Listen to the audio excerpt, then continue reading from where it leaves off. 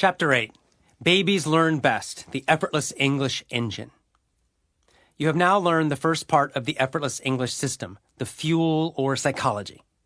You know how to create high-quality emotional fuel to power your journey on the road to fluency. Now it's time to focus on the engine that will use that fuel.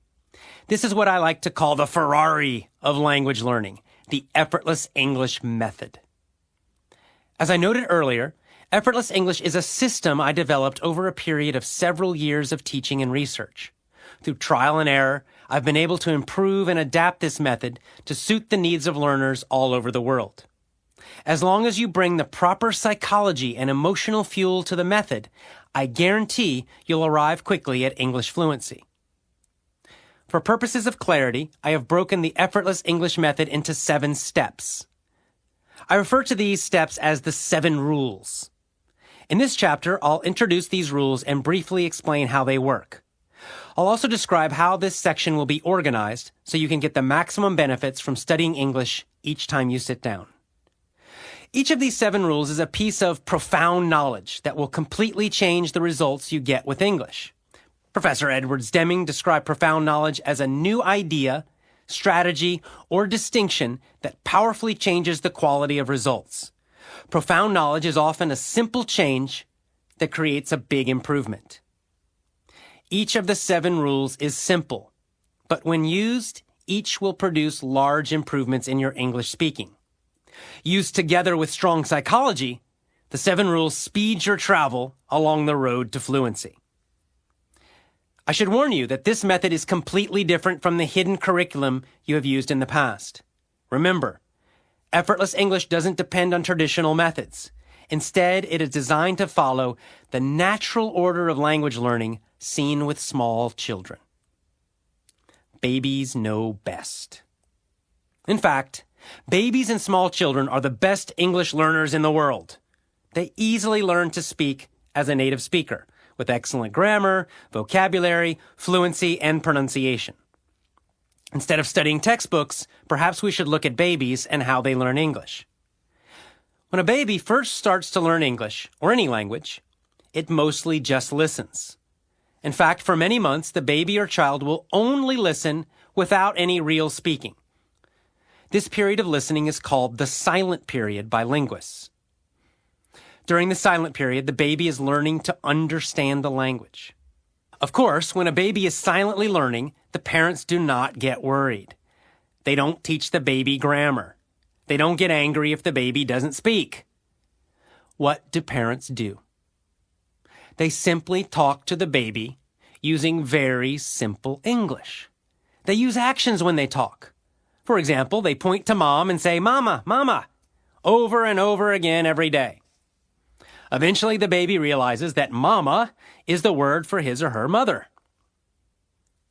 Eventually, the baby will begin to speak. Perhaps one day, they will finally say mama. What happens? Do the parents correct the baby's pronunciation? Do they try to teach the baby grammar? Of course not. Rather, everyone goes crazy with happiness because the baby said one correct word, usually with bad pronunciation. Everyone is smiling and laughing. Speaking English is a very happy time for the baby. During the next few years, the baby will continue focusing on listening. Its speech will gradually become better. The baby will use more words. Its grammar will improve, even though it never studies grammar rules. The baby's pronunciation will improve. And yet, for many years, its listening will still be better than its speaking. The baby will understand more than it can say. This is the natural way of learning English. As you can see, it is very different than the way you learned in school. In school, you focused on reading textbooks from the beginning. Perhaps you were forced to speak very soon, even though you were not ready. You focused on studying grammar rules. When you made a mistake, the teacher corrected you. Unlike the baby, you did not improve quickly. You didn't improve your grammar naturally and effortlessly. Your pronunciation never seemed to get much better, and your speaking always seemed too slow. For you, English probably was not a joyful experience. English was not a playful and natural experience that you loved. Clearly, there's something wrong with the traditional way of teaching English in school. Clearly, we need a better method, a method that closely follows the natural way that humans are designed to learn a language. The truth is, your brain is an incredible language learning machine. When you have strong psychology and an effective method, you learn English quickly. Even better, when you follow a natural approach, you enjoy the process of learning because you're no longer fighting against nature and your own brain. You have learned effortless English psychology. Now it's time to learn the engine, the method of effortless English. Each of the 7 rules is an important part of this method. Each rule is a new way to play English. As you learn and use the 7 rules, be sure to maintain a playful attitude. Be flexible, have fun, enjoy this new process of learning. The 7 rules are interconnected and work synergistically. Synergistic means the rules are more powerful when used together than they are individually. Each rule makes the other rules stronger. Together, they form a powerful method for achieving fluency and skill with English. How to use this section. The purpose of this section is to help you learn to speak English confidently and fluently. Now that I've explained the psychology of effortless English, my goal is to make the material in these pages as practical and useful as possible.